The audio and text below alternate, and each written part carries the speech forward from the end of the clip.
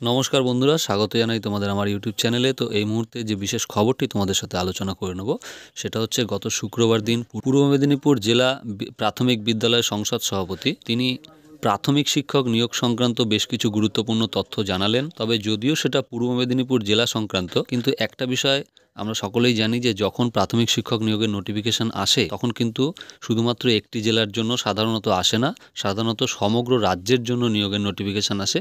এবং সেই নোটিফিকেশনের কথাটিও কিন্তু তিনি তার এই বক্তব্যের মধ্যে উল্লেখ করেছেন যে খুব শীঘ্রই নিয়োগের নোটিফিকেশন আসবে। এবং আমরা জানি যে প্রাথমিক শিক্ষা পর্ষদের যিনি সভাপতি তিনি কিন্তু কিছুদিন আগেই বলেছিলেন যে ডিসেম্বর মাসের মধ্যে 2022-এর টেট পাসটা যারা আন্দোলন করছিল তাদের কথা দিয়েছিলেন যে ডিসেম্বর মাসের মধ্যে প্রাথমিক শিক্ষক নিয়োগের নোটিফিকেশন আসবে। এবং সেক্ষেত্রে ভ্যাকান্সি কত হবে এটা কিন্তু এই মুহূর্তেই বলা সম্ভব নয়।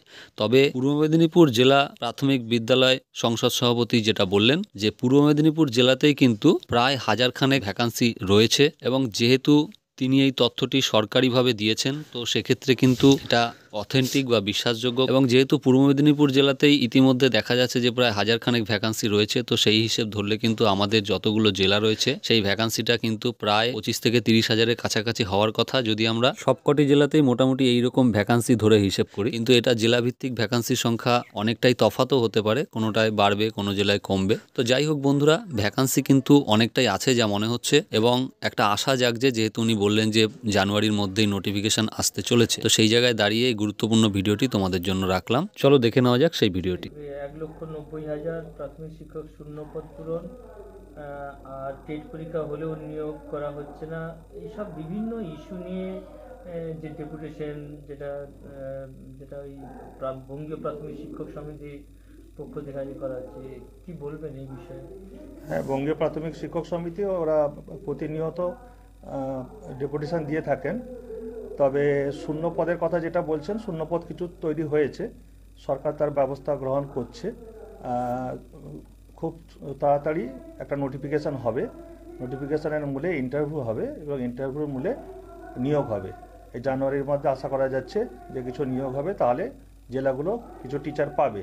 তবে আপনাদের জানা দরকার যে ইতিমধ্যে মাস ছয়েক আগে প্রায় 10,000-এর মতো প্রাথমিক শিক্ষক নিয়োগ হয়েছে।